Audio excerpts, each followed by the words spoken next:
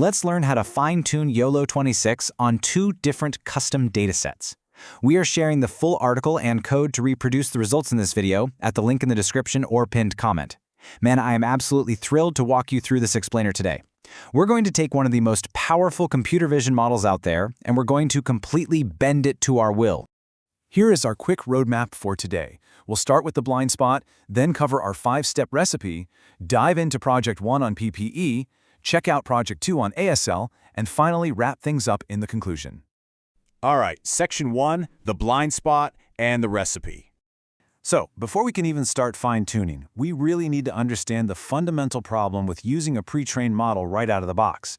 I mean, why does a state-of-the-art AI fail to see a bright yellow hard hat? Well, the answer lies in the base model blind spot. You see, YOLO26 is a generalist.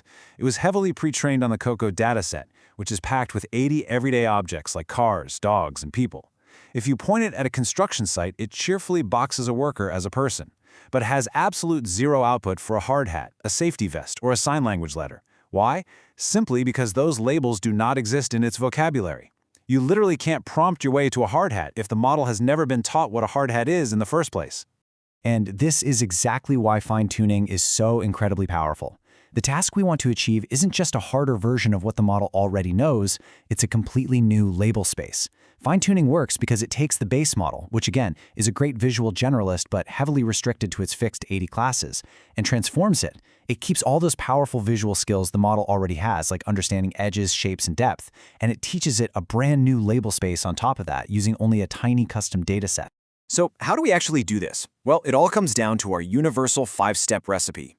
First, you access and download the custom dataset in YOLO format. Second, you load the YOLO26n.pt pre-trained checkpoint. Third, you fine-tune it on your custom data. Fourth, you evaluate the trained checkpoint. Fifth, you run inference on images and video to see it in action. Honestly, these 5 steps are all you need to efficiently train a custom vision model. This video is sponsored by BigVision.ai, a consulting and product development company that helps companies of all sizes build computer vision and AI solutions. You can reach them at contact@bigvision.ai. Moving right along to Section 3, Project 1, PPE. Now that we have our recipe locked in, let's jump into our first detailed code walkthrough. We're going to build a construction site safety monitoring prototype that checks for personal protective equipment, or PPE. Now keep in mind, this is a tutorial monitoring prototype, not proven enforcement at scale, but it is going to perfectly illustrate the workflow. So let's look at the setup code. We start by pulling our custom construction site safety dataset. We just use the RoboFlow API to access it and execute a YOLO format download straight into our notebook. Once it's downloaded, the absolute most critical step is to locate the data.yaml file, because that file maps out our new classes like hard hat and safety vest.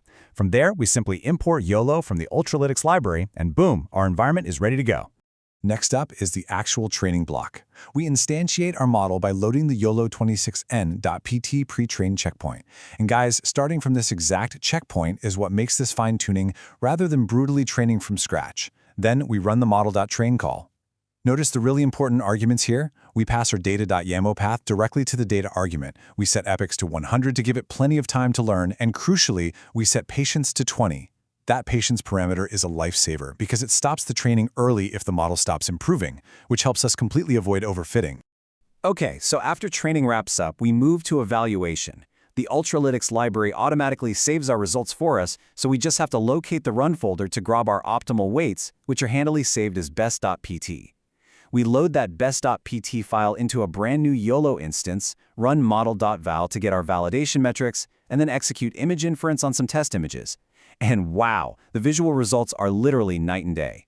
The exact same model that only saw a generic person just a few minutes ago now successfully detects hard hat, safety vest, and even the surrounding machinery. Finally, we want to see this whole thing in motion. We set up an OpenCV video loop to process our footage frame by frame. Inside that loop, we add some straightforward safety violation logic. Basically, if the model detects any class starting with NO dash, like NO hard hat or no mask, we trigger a massive red safety alert banner right on the frame. And to get this ready for real-world deployment, we execute an ONNX export, which optimizes the model for production environments. When we actually run this code block on real-world busy construction footage, the logic holds up beautifully, flashing alerts the exact second a worker appears without a mask.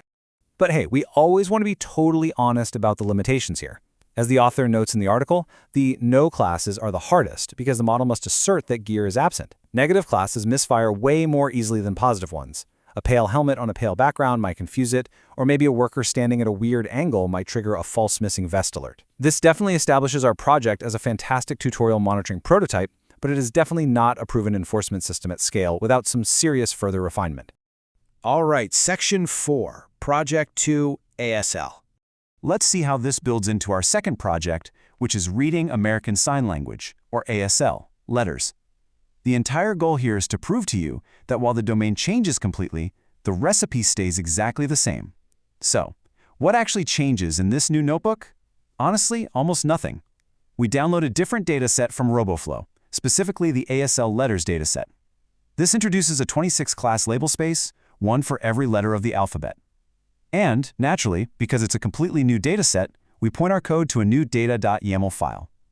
That is it. That is the entire list of changes. Now look at what stays identically the same. It's awesome. We load the exact same YOLO26 n.pt pre-trained checkpoint. We run the exact same model.train call with our epochs and patience parameters. We locate the best.pt weights in our run folder, and we execute image inference using the exact same syntax. The code literally does not care if it's looking at a construction site or a human hand. Of course, when we evaluate the ASL results, we see a new set of genuine challenges. The confusion matrix shows us that the model honestly struggles with look-alike letter clusters. For example, the letters U, V, and F all involve two raised fingers. The letters A, S, M, N, and T are all tiny variations of a closed fist. The model scores lower confidences here, and it swaps these letters occasionally, which makes total sense given how visually similar they are in a 2D image. To see our ASL model actually working, we used the exact same deployment strategy as before. We set up a per-frame OpenCV video loop. Because we are classifying the single dominant hand gesture, we just use an argmax and class name lookup to grab the highest confidence detection and display that current letter on the screen. And just like before, we perform an ONNX export to get the model fully ready for potential real-world edge devices. Now, if you're watching the video inference, you will definitely notice the label flickering mid-transition as the person moves from one sign to another. This is an absolutely crucial limitation to state clearly. Per-frame detections are not temporal word assembly. The model isn't understanding a continuous flow of language. It is literally just guessing the shape of the hand in a vacuum, frame by frozen frame. Nor is this a proven real-time benchmark for production accessibility tools, but it is a remarkably powerful proof of concept. And finally, Section 5, Conclusion. We've covered a massive amount of ground today, jumping between two entirely different industries. If you take away just one thing from this explainer, please let it be this quote right here. The domain changed completely, but the recipe did not. Whether you are checking safety gear on a busy construction site or reading hand signs from a webcam, one straightforward 5-step workflow solves vastly different visual problems. You really don't have to reinvent the wheel every single time you face a new computer vision task. Which leaves me with one final question for you guys. What will you fine-tune next? The possibilities are literally endless.